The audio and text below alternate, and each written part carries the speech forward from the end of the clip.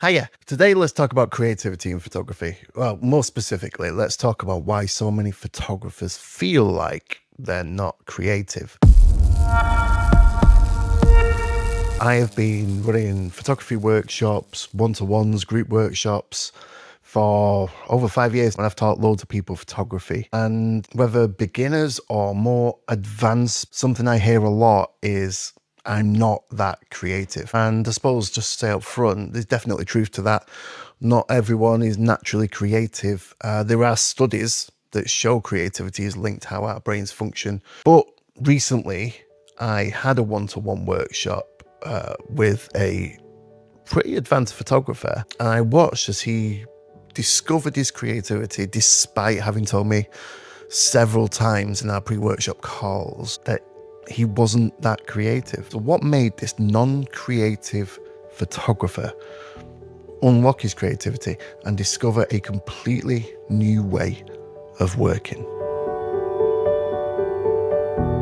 Photography is seen as a creative pursuit, and yet there are loads of photographers, passionate photographers, who absolutely love photography, who just do not see themselves as creative individuals. Now, I find this kind of tension fascinating. It's like a paradox.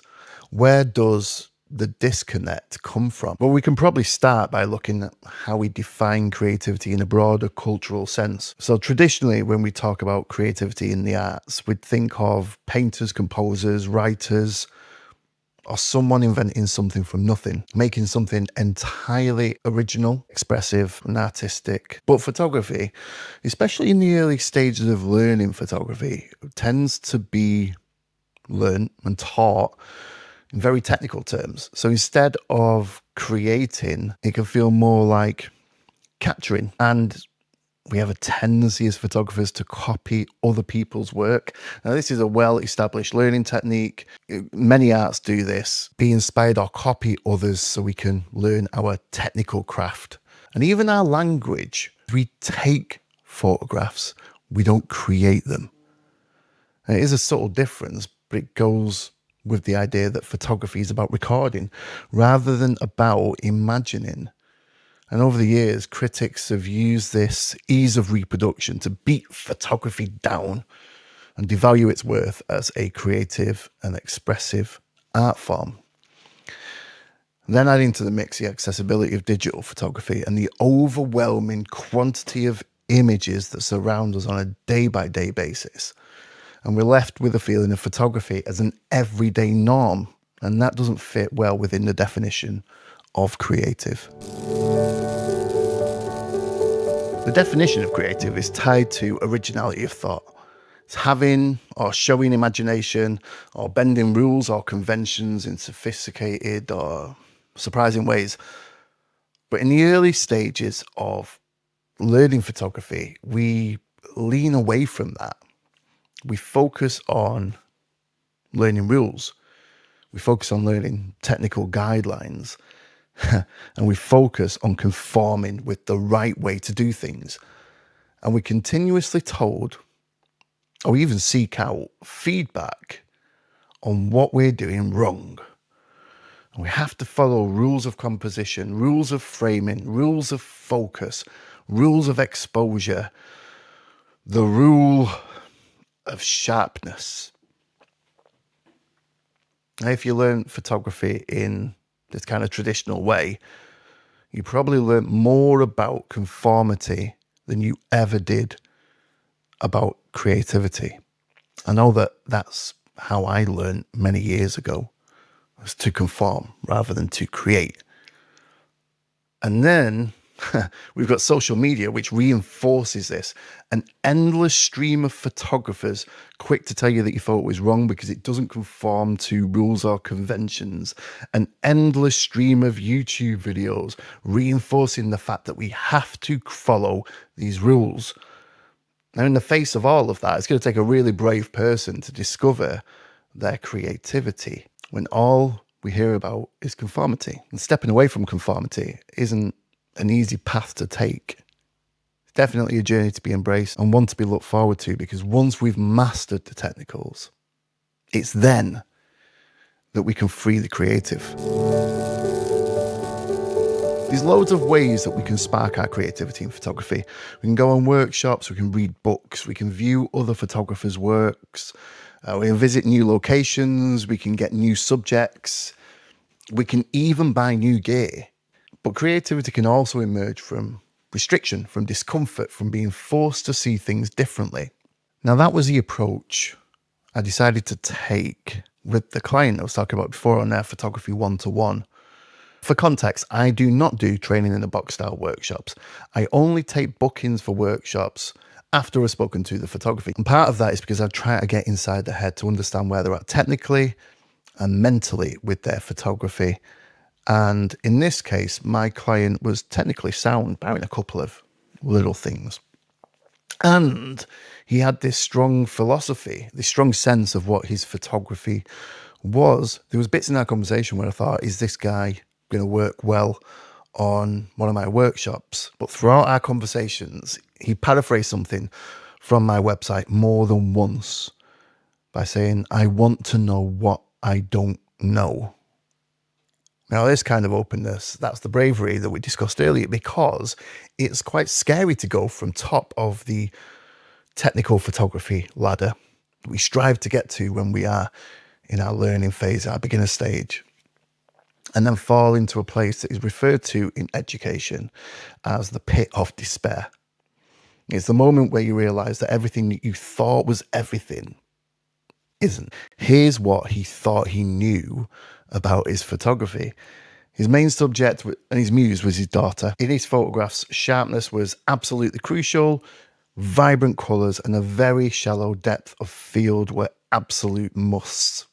He almost always photographed at a medium telephoto focal length, 85mm, 135mm, and used prime lenses.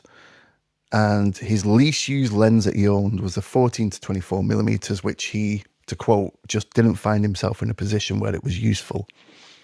So he might have been a little bit agitated when I insisted that he brought that 14 to 24mm with him on the day. But it was that lens that was about to unlock his creativity. For the first part of the workshop, I directed us to a subject that I had in mind. It's a wooden sculpture of an owl perched on a plinth. I'll throw some images up here. They're not from the day. This owl, I said, is going to stand in for your daughter today. So photograph it as if you would her. So he started off with his go-to setup. He had the 135, took several shots with that, then went on to the 85mm. Now these are prime lenses. They were sharp as they come, ultra shallow depth of field, I think 1.2, 1.4. Worked through a few shots. We sat down and we reviewed these images together. And whilst he was talking through them, he was talking very technically about it. And I could hear boredom in his voice by the time we got to like the third one. And I pushed him a bit on it. And he said, well, it's different with my daughter because obviously I love her. That's a fair point. But just a little pushback. I said to him, these are sharp photos, pin sharp. They've got beautiful shallow depth of field, and the spring leaves that are behind the owl popping with vibrant colour. He kind of sat there and gave me a look, and I thought, I think he might get it, but I'm not sure yet. But his images appealed to him because of his emotional attachment to the person in them, not because of sharpness, not because of a shallow depth of field or vibrant colours, but because of emotion. It was how it made him feel, not the technical qualities. So I sent him back for a few more. Back to the owl, same process. 135mm, 85mm, his style. And eventually I asked him to switch to the 14 to 24mm. This is the one lens in his bag he never used. And I walked away. I didn't give him any instruction, no guidance. He was there for a little while, but we sat down and reviewed these new shots. Same commentary, sharpness, color, bokeh, blah, blah, blah. He was bored. I had sense he was bored. And he actually said that without the emotional attachment, the shots were boring. And we got into a discussion about how when he showed his images to others of his daughter, they weren't overly interested past the first couple. And he now understood why they weren't as emotionally invested in them as he was. And then we swiped to the wide angle shot notes. And suddenly he started to tell me a story. Now, it wasn't a story about aperture or sharpness, bokeh or colour. It was a story about the owl. It was a story about the environment, about the way the trees framed the scene, the way the sculpture interacted with the background. And there was a sense of excitement. He was definitely engaged with the images. He was animated whilst he talked about them. So I pointed this out to him, and he paused for a little while, actually. And he just had this moment of realization. And it was because this lens, one he never touched, by using it, it sparked something. And it wasn't because it was a shiny new lens, but it was because it forced him to have to think differently. It forced him out of his comfort zone of 85 and 135. And the unfamiliarity lit a creative fire. It forced him to have to observe the scene rather than just see the scene. It forced him to think differently, look differently. And this man who said, "I'm not creative," over and over and over again, found himself being creative. So why is it that so many photographers feel like they're not creative?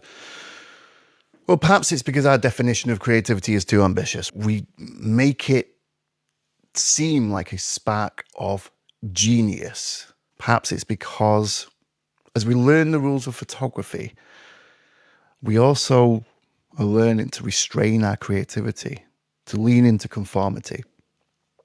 Or perhaps it's simply because it feels like a pretty bold, even scary at times, proclamation to make. I am creative. But creativity can overcome all of that. The norms, the rules, the pressure. And it doesn't have to shout genius.